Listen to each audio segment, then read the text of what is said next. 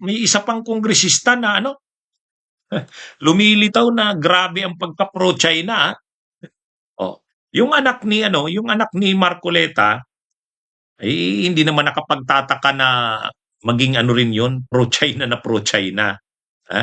Binibira nga ni Senador Ping Lacson eh. Sabi ni Senador Ping Lacson, itong si Paulo Marcoleta parang katulad din ng ama eh. Nag-aano, nagre-resort sa ad hominems. O kasi ba naman, yung sabi ni Paulo Marcoleta, yun daw mga nagtatapang-tapangan, yung nagtatapang-tapangan daw na tagapagsalita ng Coast Guard, siyempre ang tinutukoy niya si Commodore J. Tariela.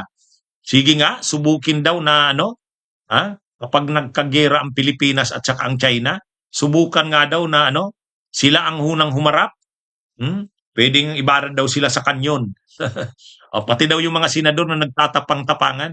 Kaya sabi ni Senador Ping Lacson, itong si Congressman Paulo Marcoleta katulad din ng ama, nag-ad hominem, ibig sabihin nagpe-personal na atake.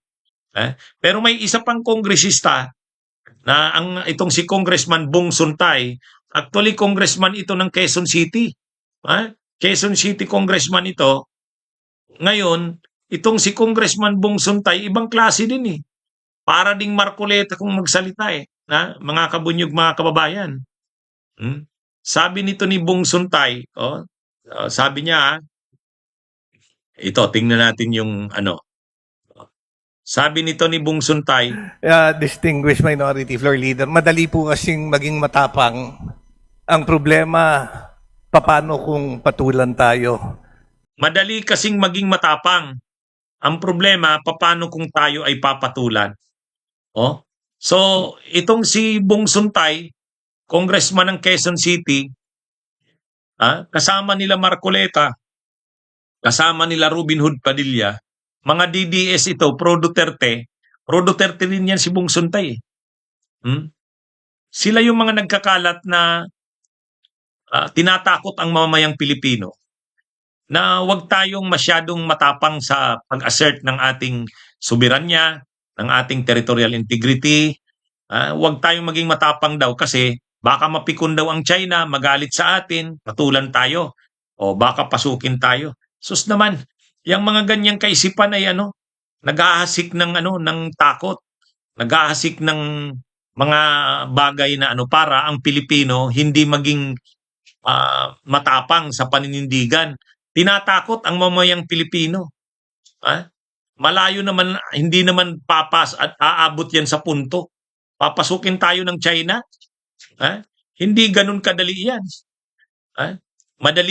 Ganun ba kadali sa China na sakupin tayo? Itong mga senador na ito, itong mga kongresistang ito, tinatakot ang mamamayang Pilipino. Ang isa pang kinakalat nila yung daw, paano kung hindi na daw mag-invest ang China sa atin? Bakit naman hindi mag-i-invest ang China sa Pilipinas? Napakarami nilang produktong hindi maibenta. Alin ang mas importante sa kanila? Kailangan nila ang ating mga mineral, ang halos nga ang ating mga nickel, iron, sila ang kumukuha. Paano nila isusustain ang ekonomiya nila kung hindi na tayo ang magsusupply sa kanila ng ating mga mineral?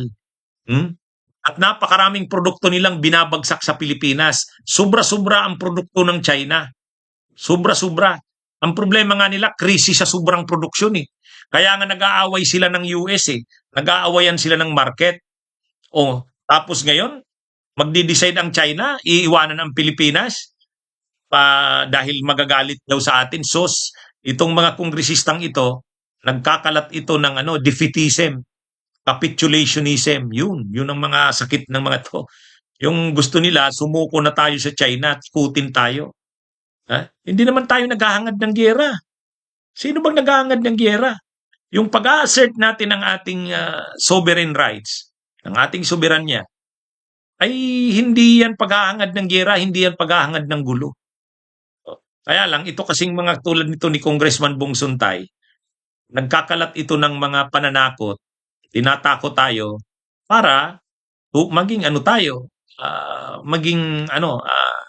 sunod-sunuran sa China at suko na sa China. Hindi yun. Hindi naman tayo nag-aangad ng giyera. Bakit paulit-ulit sila sa pagsabing kung matapang daw tayo daw yung unang lumaban pag pinasok tayo ng China.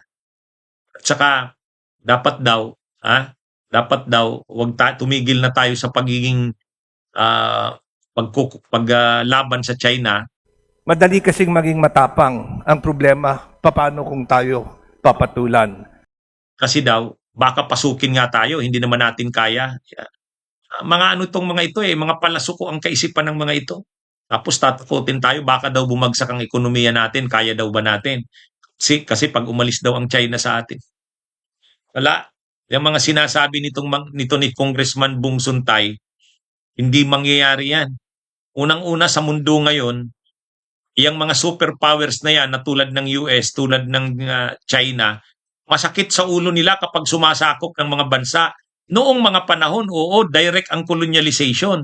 Ibig sabihin noon, tulad nung ginawa ng Amerika noong 1890s, 1898 hanggang 1900, sinakop tayo. Pero ngayon hindi na. Pag pinupuntahan nila ang isang lugar tulad ng Vietnam, tulad ng Afghanistan, at magpapadala sila ng tropa, ang Amerika, mahirap, magastos, at galit ang mga Amerikano. Ayaw na nila ng ganun. Ang China ganun din. Kapag padala sila ng pwersa dito, lalabanan niya ng mga Pilipino, mahirap nilang isustain yan. Gagastos sila ng malaki, mamamatayan sila ng mga sundalo nila. Kung kaya naman nilang makontrol ang Pilipinas sa pamamagitan kapag ang presidente ay hawak nila tulad nung panahon ng Duterte, yun na lang sila. Pero yung sasakupin tayo tulad ng ipinapantakot nila Padilla, nila Marcoleta at saka nito nila Bong Suntay, layo niya. Tsaka yung sinasabing aatras ang China, kukunin ang mga investments, ipupull out sa Pilipinas. Kailangan nga nila ng mga bansang makakapag-invest sila. At saka yung mga raw materials nila, kailangan nila ang Pilipinas. Kulang-kulang sila sa materials at mineral. Kaya itong mga ito hindi to nag-iisip, itong mga tulad nito nila Congressman Bong Suntay. Sobrang pagka-pro-China, tinatakot tayo. Kala naman nila madadala nila tayo. Kung sila sa kanila kasing pagkakalat ng pananakot, gusto nilang pahinain ang ating resolve, yung ating tapang. Gusto nila panghinaan tayo at pag pinanghinaan na tayo, pabor sa China yon. Kaya yung kanilang mga kinakalat na yan, pagpabor sa China yan.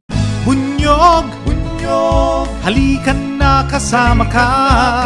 Bunyog, kapag buklod ay may pag-asa. Luzon, Visayas, Mindanao, isa ang pananaw. Sa bagong Pilipinas ang bunyog isisigaw. Bunyog.